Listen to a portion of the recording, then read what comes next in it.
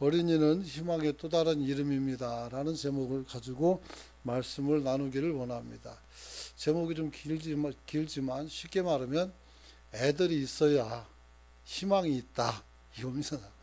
한번 따라잡시다. 아이들이 있어야 희망이 있다. 그렇죠.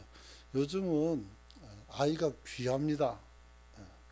얼마나 귀한지 몰라요. 그래서 혹여 여러분들이 아이가 귀하다는 것을 좋게 볼 수도 있고 안 좋게 볼 수도 있겠지만 두 가지 면이 있어요. 아이들이 귀하다는 것은 원래부터 귀했어요. 그 귀한 것을 우리가 이제 알아보는 것이죠. 또 한 가지는 아이들이 귀하다는 것은 아이들이 없다는 것을 의미합니다. 아이들이 없으면 세상이 정막강산이 되죠. 지하철을 타고 한번 가는데 그 한 칸에 아이가 한 명 아니면 그 다음 칸도 없어요. 보니까. 그래서 사람들이 어린아이가 타면 전부 다 그 아이를 쳐다봐죠. 왜냐하면 귀하기 때문에. 여러분, 어린이가 없는 교회는 상상을 할 수가 없습니다. 또 있지만 그 있는 아이들이 꿈을 가지고 살지 못한다면 그것도 안타까운 일입니다. 어린이가 없어도 안 되지만 아이들은 또 꿈을 가지고 세상을 성장해야 돼요. 그래서 이런 아이들이 없는 교회는 미래가 없습니다. 그래서 우리도 주일학교를 유지하기 위해서 굉장히 심혈을 기울이고 있습니다. 왜냐하면 한 번 없어지면 없어요. 얼마 전에 그런 논의가 있었어요. 굳이 뭐 30명 애들 앉아놓고 주일학교가 필요한가 목사님들끼리 얘기했는데, 그래서 주일학교를 그 시설이 좋은 교회로 아이들을 보내서 거기서 위탁해서 공부하고 하는 게 더 좋지 않겠냐. 신앙생활도. 그렇죠. 그렇게 하게 된다면 이제는 어떻게 돼요? 주일학교 없는 교회들은 이제 아이들을 볼 수가 없게 되는 거죠. 어떤 교인들은 내 아이들은 좀 큰 교회를 보내서 내가 거기서 우리 애들이 더 많이 배우고 익히게 하겠다 이런 생각을 가지고 청년부도 막 보내는 사람들이 있어요. 그러나 물론 좋은 점도 있고 또 안 좋은 점도 있겠죠. 그래서 어쨌든 교회가 서로 간에 같이 함께 살아가려면 모든 교회가 주일학교, 중고등부, 청년부가 그대로 존속하고 그리고 운영이 돼야 돼요. 정상적으로. 그리고 그것을 포기하면 안 돼요.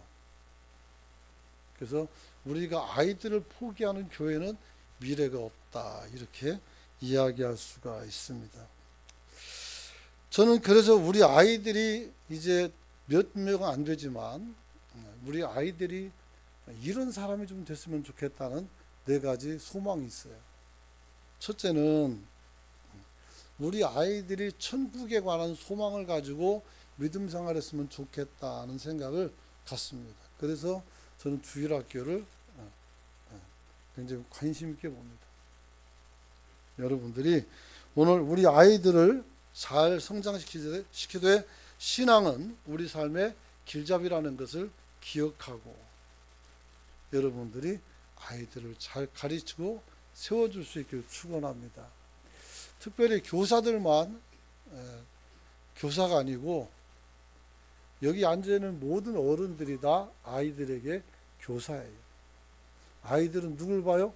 여러분을 보고 닮아가는 거예요. 그러므로 여러분들이 아이들 앞에서 좀 더 성숙한 모습을 보여주고 기도하는 모습을 보여주는 저와 여러분이 되시길 축원합니다. 두 번째는 우리 애들이 세계 속에서 두각을 나타낼 수 있는 세계인이 됐으면 좋겠다라는 생각을 합니다. 사회가 다양해질수록 보다 더 확고한 전문성이 필요해요. 이 전문성을 가지고 있지 않으면 우리는 아이들이 세계적인 인물로 성장하는 것을 포기해야 돼요. 그래서 이 아이들이 가지고 있는 특징을 잘 개발하고 이 아이를 도와서 우리 아이들이 잘 성장한다면 우리 아이들 중에서도 정말 방탄소년 같은 그런 인기도 나올 수 있고, 또 올림픽에 나가서 금메달 따는 사람도 나올 수도 있고, 아멘 하시면 복이 있을 거예요.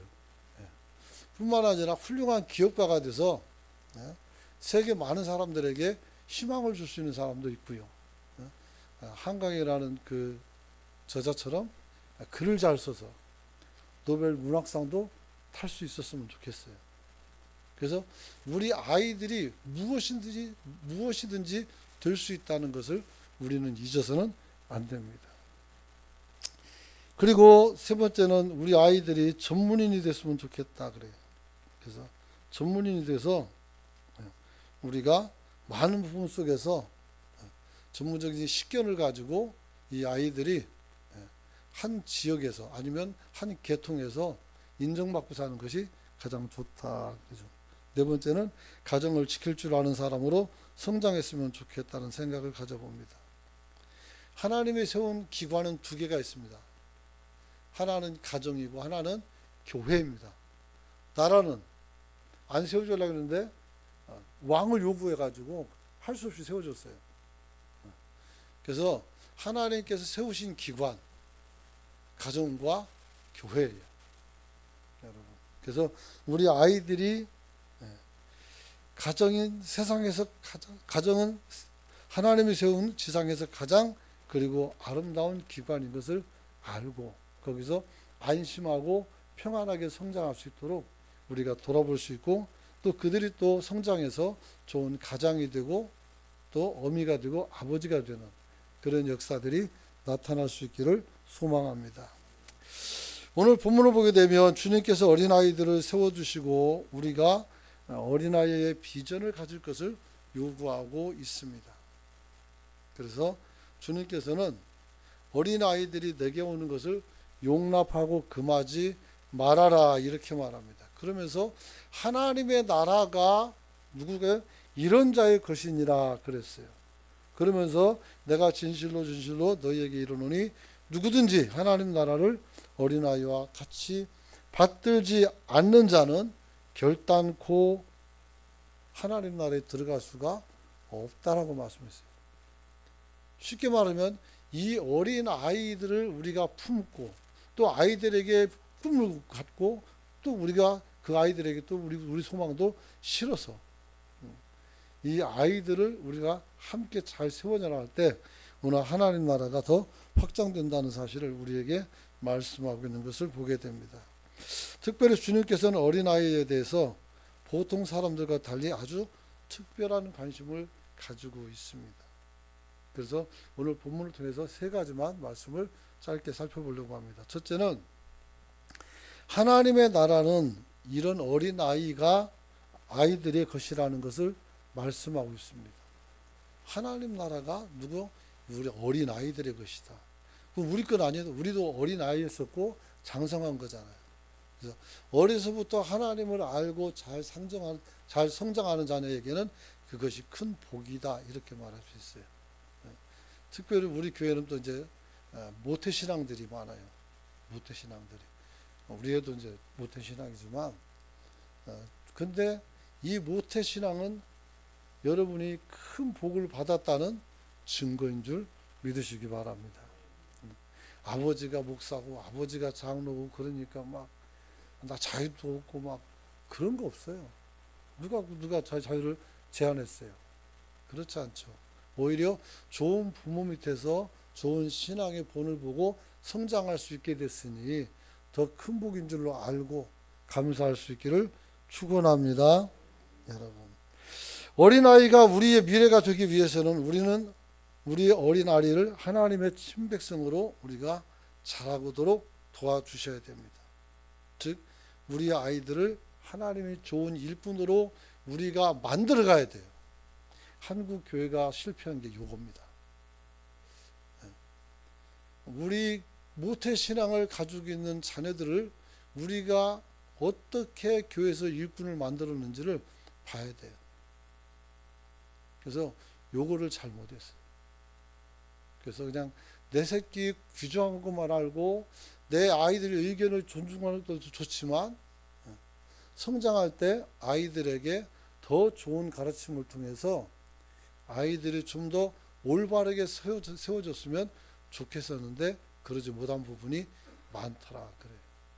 그래서 나중에 아이들이 그렇게 차분하게 쭉 성장하는 것이 아니라 나중에 성장해서 다시 하나님을 만나고 돌아오지만 어쨌든 그래도 더 많이 풍성하게 더 복되게 살 수 있는 아이들에게 우리가 홀대하지는 않았나 하는 생각을 가져요. 거기에는 교회에 대한 우리의 부정적 의식도 있었고 뿐만 아니라 우리가 우리 자신의 아이들에게 세속적인 기대를 가지고 있어서 우리가 이런 잘못된 선택을 한 부분이 분명히 있습니다.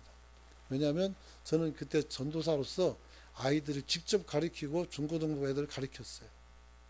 그러면서 여러분들, 우리 교인들은 아니지만 저 그때는 많은 어른들이 제게 와서 얼마나 많은 부정한 요구들을 했는지 몰라요. 아이들의 신앙의 부정적인 것들을 굉장히 많이 노출시켰어요. 그래서 정말 이래도 안 되고 저래야 된다고 막. 근데 교회에서는 별 관심이 없고. 그래서 이런 부분이 좀 어려웠었다 이렇게 말할 수 있죠. 여러분, 성경은 어린 아이들의 기록입니다. 이집트에서 왕자였던 모세는 어린 아이 때 버려졌고 그 바로의 공주가 그를 이제 걷어다가 키웠죠. 그래서 왕자로 성장했는데 그가 실패를 하죠. 뭔 실패를 해요? 민족을 구하는 일에 실패해서 결국 도망갔다가 광야에서 목동으로 이르다가 80세에 부름받아서 이스라엘 백성을 건져내는 구원자가 되었습니다. 할렐루야. 그런 거예요. 그래서 하나님께서 그렇게 사용하신 겁니다. 여러분. 또 하나님께서는 소년 다윗을 세워서 이스라엘의 왕이 될 것을 예언해 주시고 기름을 부었어요. 그리고 이 소년 다윗은 하나님을 믿는 믿음을 가지고 잘 성장해서 아무도 이기지 못하는 약 3m 정도의 키를 가진 어마어마한 사람이죠. 골리앗을 돌멩이 하나로 쳐서 죽이고 나라를 구원했죠. 여러분, 어린 아이 신앙을 우리가 그냥 무시해서는 안 되는 거예요. 어린 아이들도 믿음이 있어요. 한 번씩 여러분들에게 말씀드렸지만 초등학교 다니면서 교회 안에 있는 성경 안에 있는 여러 가지 난제들을 가지고 애들하고 싸우면서 컸다니까요. 어떻게 보리떡 그다음 물고기 이거 가지고 5,000명 다 먹냐고. 이런 걸 가지고 우리가 궁금하니까 서로 알지도 못하면서 감로들고 하겠었고 어떻게 무리를 걸어갈 수가 있느냐고 하면서 시원하다가 물에 빠진 적도 있고 그런 일이 있었죠.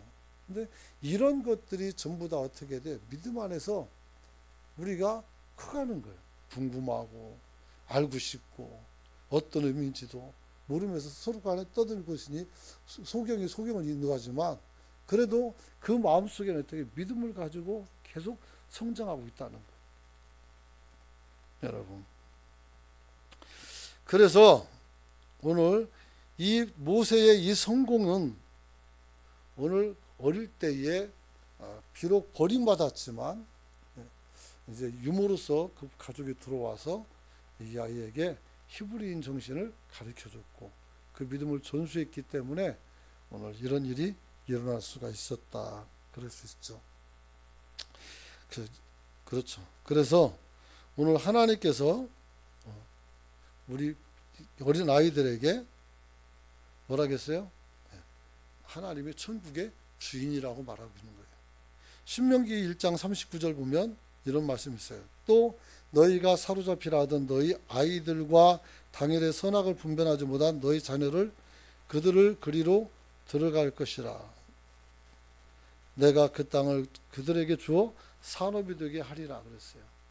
이게 무슨 말이냐면 가데스바네에 가가지고 이스라엘 백성들이 정탐을 하고 가나안 땅을 정탐을 하고 와보니까 정말 적과 꿀이 흐르는 아주 좋은 땅이었어요. 그런데 거기에 누가 있다고요? 아낙 자손 거인들이 있었어요. 이 사람들을 이기고 그 땅을 정복할 수 있는 그런 방식이 없었단 말이에요. 그래서 이 사람들이 와서 낙심을 전해주죠. 낙심하게 하죠. 그래서 사람들이 하나님을 원망하고 그랬죠. 그때 하나님께서는 이 어린아이들 빼놓고 나머지 사람들은 어떻게 돼요? 다 죽을 때까지 가나안 땅에 들어가지 않았어요. 마지막으로 모세가 죽을 때까지. 그래서 산꼭대기에서 쭉 쳐다보면 사해가 보이고 그 뒤로 이스라엘 땅이 다 보인단 말이에요. 가나안 땅이. 그것을 보고 모세가 죽었어요. 여호수아와 갈렙이 성인으로서 가나안 땅에 들어간 두 사람이에요. 다른 사람은 다 죽었어요. 그래서 어린 아이들만 들어갔어요. 여러분 한번 따라서 합시다. 어린 아이들은 새로운 시대고 새로운 은혜다. 그렇죠. 그 아이들에게 하나님께서는 새로운 시대와 새로운 은혜를 주셔서, 물론 우리 시대도 충분히 은혜 받았죠. 하지만 더 좋은 시대를 하나님께서 열어갈 줄로 믿으시기 바랍니다. 그래서 우리가 주님께서 하나님의 나라에도 우리가 어린아이들처럼 되지 않으면 못 들어간다는 것을 말씀하고 있는 것은 우리도 하나님 앞에 좀 더 순수하고 순전한 모습으로 세워지기를 소망하기 때문인 줄로 믿으시기 바랍니다. 자, 그렇다면 이런 아이들을 하나님의 백성으로 만들기 위해서는 우리는 뭘 해야 되는가? 이제 어린아이들을 주님 앞에 데리고 나올 수 있는 성도들이 되시길 축원합니다. 즉, 내 아이들을 이제 데리고 나와야 돼. 그게 필요한 것이죠. 그래서 18장 15절 보니까 사람들이 예수의 만져주심을 바라고 자기 아기를 데리고 오매 제자들이 보고 꾸짖었다 그랬어요. 왜? 빽빽거리고 울고 그러니까 시끄럽단 말이에요. 그러니까 그런데 그러지 않아야 돼요. 그래서 어린아이를 데리고 오라 이렇게 말했죠. 아이들을 데리고 온 이유는 딱 한 가지예요. 하나님이 이 아이를 만져주기를 원하는 것이죠. 우리 아이도 하나님이 만져줄 줄 믿고 여러분이 데리고 다닐 수 있기를 축원합니다. 여러분들이 차 타고 가는데 여러분이 옛날 얘기를 하는 걸 들었어요.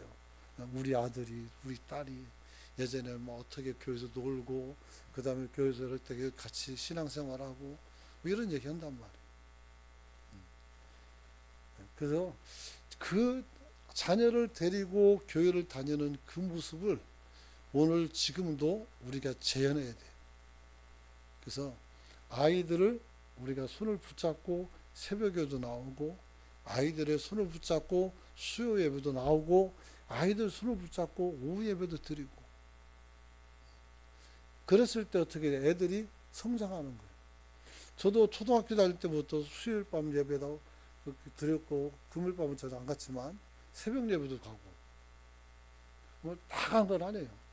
그러나 거의 갔어요. 그렇게 하나님 앞에 기도하고 그렇게 교회를 다녔을 때 다른 건 모르겠지만 하나님께서 어떻게 돼요? 나를 만져주시고 보호하시고 이끌으셨단 말이에요. 그 이끄심을 아이들이 경험할 수 있도록 여러분이 아이들을 데리고 다니는 저와 여러분이 되시길 축원합니다. 아이들에게 또 성경을 가르칠 수가 있어야 됩니다.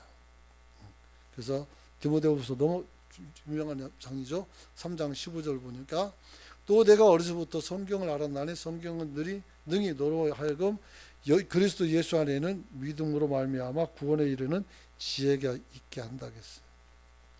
디모데는 어머니가 그랬던 것처럼, 오늘 우리 어머니가 그랬던 것처럼 그 아이를 어떻게 돼요? 무릎 베어주면서 성경을 계속 얘기해 준 거예요. 그랬더니 애가 올바로 자라는 거죠. 여러분들도, 여러분 손주들도 여러분이 무릎 베게 해주고 성경을 가르쳐 줄 수 있는 저와 여러분이 되시길 축원합니다. 축원합니다. 이 성경을 왜 가르쳐야 됩니까? 디모데후서 3장 16절이 나와 있죠. 한번 읽어볼까요? 16절만 시작. 모든 성경은 하나님의 감동으로 된 것으로 교훈과 책망과 바르게 함과 의로 교육하기에 유익하다. 바르게 이끌어가는데 성경만한 책이 없다는 거 아니겠어요? 그래서 책을 읽으라는 그 책을 쓴 이지성이라는 사람은 우리 아이들이 읽을 책 목록을 만들면서 사람들이 물었어요. 성경은 왜 빼놨을까? 성경은 그거 번외로 다 읽어야 되는 것이다. 무조건 읽어야 되는 것이다. 왜냐하면 이 세상 어떤 책도 창조와 종말을 동시에 가리키는 것은 없어요. 그러므로 성경은 무한의 지혜의 보고고 그 성경을 통해서 영감을 얻어서 많은 사람들이 성공하고 승리한 사람이 많이 있어요. 그렇죠. 그래서 오늘 저와 여러분들은 자녀들에게 오늘 성경을 가르칠 수 있는 어른이 되시길 축원합니다. 기도할 수 있는 아이가 되는 것도 중요하죠. 그래서 하나님과의 대화로 하루를 마무리할 수 있도록 아이들을 여러분이 잘 훈육하는 저와 여러분이 되시길 축원합니다. 그런 거죠. 그리고 두 번째는 우리가 하나님 나라를 받들 줄 아는 아이가 되도록 우리가 아이를 키워낼 수 있기를 축원합니다. 17절 보니까 내가 진실로 너에게 이르노니 누구든지 하나님 나라를 어린아이 같이 받들지 않은 자는 결단코 들어가지 못한다 하겠어요. 하나님 나라를 받든다 하겠어요. 받든다는 것은 무슨 받아가지고 우리가 들고 있는 거 그게 아니고 우리가 하나님 나라를 받아들인 것을 말하는 거예요. 마음속에. 그래서 천국이 어떤 것인지 그리고 그것이 우리가 많은 사람들처럼 지혜가 없어서 많은 내용을 모를지라도 천국에 관한 소망이 우리 안에 나타나고 역사하고 심지어는 성령께서 아이들에게 역사하는 걸 봤어요. 그래서 초등학교 한 10살도 안 된 애들인데 그 애들 맹학교에서 그 애들 가르치는데 그 아이들이 방언을 하고 통변을 하는 걸 봤어요. 그 아이들의 신앙이 얼마나 좋은지 몰라요. 그래서 어른들 뺨칠 만큼 아이들의 신앙이 좋았고 그 아이들이 또 찬양도 너무너무 잘하고 그랬던 애들이에요. 그래서 지금은 굉장히 컸겠죠. 그때가 언젠데. 그래서 어쨌든 하나님께서 우리 아이들에게 천국에 관한 소망을 주는 것 그것을 여러분들이 돕고 여러분들이 이해를 시켜서 아이들이 천국을 소망받고 살아가는 저와 여러분이 되시길 축원합니다. 그렇죠. 어떻게 이게 가능하냐? 교육이죠. 가르치는 거예요. 결국은 아이들에게는 가르침 많은 게 없죠. 엘리 제사장은 아이들에게 아이들이 제사장이 될 것인데 제물이나 아니면 이런 제사에 관한 것을 제대로 안 가르쳐서 아이들이 폐역한 자가 되었고 젊은 나이에 생목숨을 잃어버리게 된 거예요. 그래서 우리가 아이들에게 예배와 기도, 말씀을 가르치는 것은 굉장히 중요한 거예요. 우리가 이것을 가르칠 수 있기를 축원합니다. 그래서 주일학교에서 성경을 가르치죠. 주일학교에서. 그러면서 선생님들은 또 기도를 가르쳐야 돼요. 그리고 또 선생님들이나 또 성도들은 나눔도 가르쳐 줘야 돼요. 그래서 아이들이 올바르게 성장할 수 있도록 잘 도와줄 수 있는 저와 여러분이 되시길 축원합니다. 의식이 있는 아이로 세워줘야 됩니다. 의식이라는 것은 생각을 얘기하는 거예요. 그래서 어떤 생각을 가지고 살아야 돼요. 그래서 나는 어떻게 살 것인가에 대해서 생각하고 그런 생각을 하는 아이로 성공시키면 그 아이들이 일찍 어떻게 세상 가운데 꽃이 피어서 아이들이 먼저 성장하는 그런 모습이 돼요. 그래서 스포츠 스타들 보면 아주 어린 아이들이지만 금메달 따고 뭐 올림픽에서 그런 애들 보면 인터뷰할 때 들어보세요. 걔들 언어가 어떤지. 그리고 우리 집 아이가 어떤 말을 하고 있는지. 의식이 있는 거, 운동하면서 자기 생각이 있는 거예요. 그렇기 때문에 아이들이 굉장히 빨리 성장합니다. 그래서 우리도 아이들에게 하나님 나라를 보여주고 우리가 대화해서 아이들이 생각이 깊어지는 그런 아이들로 세워나갈 수 있는 저와 여러분이 되시길 축원합니다. 마지막으로 지도자가 될 수 있도록 우리가 아이들을 양육하는 성도들이 되시길 축원합니다. 지도자가 되어 세상을 이끌 수 있는 사람이 되도록 해야 돼요. 첫 번째는 여러분이 긍정적인 마인드를 가지고 살아야 돼요. 아이들에게 부정적인 말을 자꾸 하면 애들은 어떻게 돼요? 안 성장해요. 마이너스 성장합니다. 그래서 성인 아이라는 상담 용어가 있어요. 성인 아이. 어릴 때에 사랑을 제대로 못 받고 어릴 때에 정말 많은 어떤 고통 속에서 자기를 스스로 챙기고 심지어는 술 먹은 아버지까지 챙기는 이런 아이들. 성장하면 어떻게 돼요? 이 사람들은 소년 시절이기 때문에 자기가 큰 후에 어떻게 해요? 어린 아이들이 할 수 있는 그런 행동을 해요. 그 개구지게 하는 것도 좋지만 그렇게 뭐 나쁜 건 아니지만 근데 중요한 것은 그것이 결핍으로서 나타나게 되면 어떻게 돼요? 사람이 철이 안 들어요. 철이 안 들고 굉장히 어둠 속에서 있을 수 있어요. 그래서 우리가 그런 데서 우리가 벗어나야 된다. 그렇죠. 그래서 일본 사람들은 자녀가 어렸을 때 공중주 도덕을 잘 지키면서 살라고 가르치죠. 그렇죠. 그래서 이 사람들은 타민족보다 질서를 더 잘 지키는 것 같아요. 질서를 어기는 걸 굉장히 노여워합니다. 그렇죠.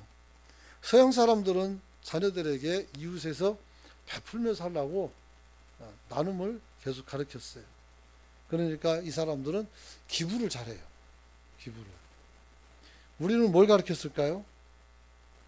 좋은 교육을 가지고 그 생각을 가지고 좋은 것도 많이 가르쳤지만 우리나라 사람들은 제일 싫은 게 뭐냐면 내 자식이 기죽는 거예요.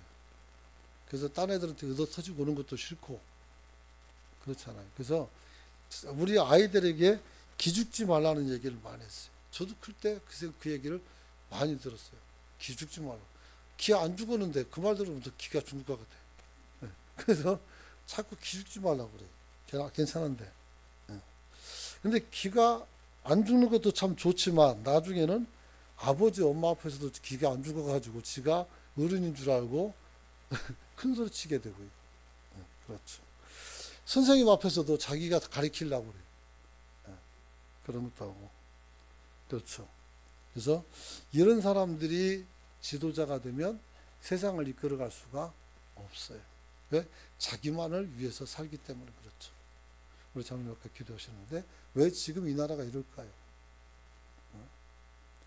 제 세대가 그때 그 기죽지 말라는 얘기를 너무 잘 들어서 그런지 몰라도 자기들만 알아요. 자기들.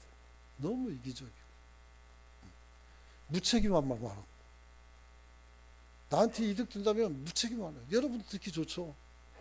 그런데 나중에 누가 다 갚아요? 여러분이 갚아야 돼요. 그래서 이런저런 아픔을 만들고 있죠.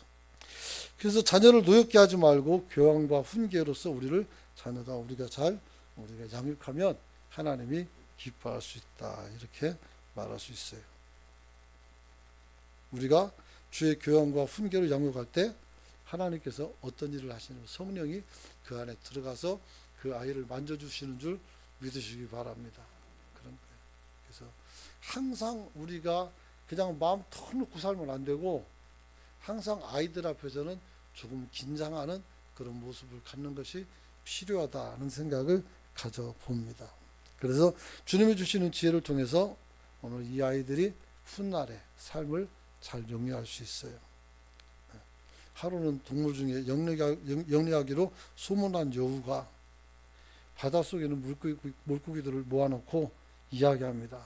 물고기 여러분, 바닷속은 굉장히 위험합니다. 늘 어부들이 그물을 치고 여러분을 잡아먹으려고 하죠. 또 여러분들보다 더 큰 물고기는 여러분들을 항상 노리고 있잖아요. 그러니까 차라리 내가 여러분을 잘 보호해 드릴 테니까 육지로 다 올라오세요. 이렇게 말합니다. 바다는 너무 위험합니다. 그랬어요. 그래서 육지로 올라오라고 했어요. 그래서 물고기 대표들이 모여서 회의를 합니다. 저 여부 말이 상당히 설득력 있다. 항상 그물에서 우리는 떼가지로 막 잡혀가가지고 일가족이 다 잡혀먹어 죽기도 하고 늘 그런 게 있었죠. 그래서 이거 설득력 있다. 그러니까 어떻게 하면 좋겠느냐 그랬어요. 여우 말대로 우리가 육지로 올라갈까? 그리고 물고기들이 회의하고 결론을 내렸어요. 비록 어부들이 우리를 잡기 위해서 어구를 가지고 항상 대기하고 있고 우리보다 큰 물고기가 우리를 먹으려고 하지만 우리는 물고기고 물 밖에 가면 죽는다는 걸 알게 됩니다. 여러분, 이게 별것도 아닌 얘기 같지만 우리는 하나님을 떠나서는 살 수 없는 존재라는 것을 아이들에게 알려줘야 돼요. 믿음을 심어줘야 돼요. 아이들이 교회를 안 나오고 가정을 떠나가고 뭐 어디 가든지 신앙생활을 하면 괜찮겠는데 여러분들이 그냥 둬서는 안 돼요. 물고기가 땅에서 어떻게 살아요? 그래서 아이들이 그릇된 선택을 할 때도 우리는 어떻게 돼요? 잡아줄 수 있는 저와 여러분이 되시길 축원합니다. 좋은 습관을 길러줘야 되고 그렇죠. 가능성을 인정해주고 격려해주는 저와 여러분이 되시길 축원합니다. 그리고 가장 중요한 거 사랑으로 대해줄 수 있기를 축원합니다. 다 사랑하죠. 근데 기분이 나쁠 때도 똑같이 사랑할 수 있어야 돼요. 근데 그게 어렵죠, 사실은. 그리고 마지막으로 절대 우리 자녀들의 마음에 상처를 주면 안 된다. 즉 분노하게 해서는 안 된다. 분을 심어줘서는 안 되는 거예요. 그래서 처음에는 그냥 무심코 우리가 아이들을 대하지만 이런 것들이 분노가 쌓이면 나중에 어떻게 돼요? 여러분이 핍박을 받을 수가 있어요. 그래서 저와 여러분들은 주님 앞에서 오늘 아이들에게 상처 없이 잘 키우는 그런 성도가 될 수 있기를 축원합니다. 사람이 태어나서 가장 먼저 대하는 세상은 가정입니다. 그 중에서 제일 먼저 만나는 사람은 엄마고 아버지죠. 그리고 할아버지죠. 할머니고. 이 처음 만나는 사람들이 얼마나 기쁨으로 아이들을 환영하고 그리고 기쁨으로 그 기쁨을 가지고 아이들을 돌볼 수 있을런지 이게 중요한 것 같아요. 그러므로 우리는 주님 앞에서 아이들이 잘 자랄 수 있도록 끝내 우리가 수고를 다할 수 있기를 축원합니다. 오늘 자녀들 위해서 기도합니다. 여러분들이 주변에 자녀들 있으면 데려오고 현수로 잠깐 올라오세요. 먼저 자녀를 위한 기도문이 있는데 메가더 장군이 쓴 그 기도문이 있어요.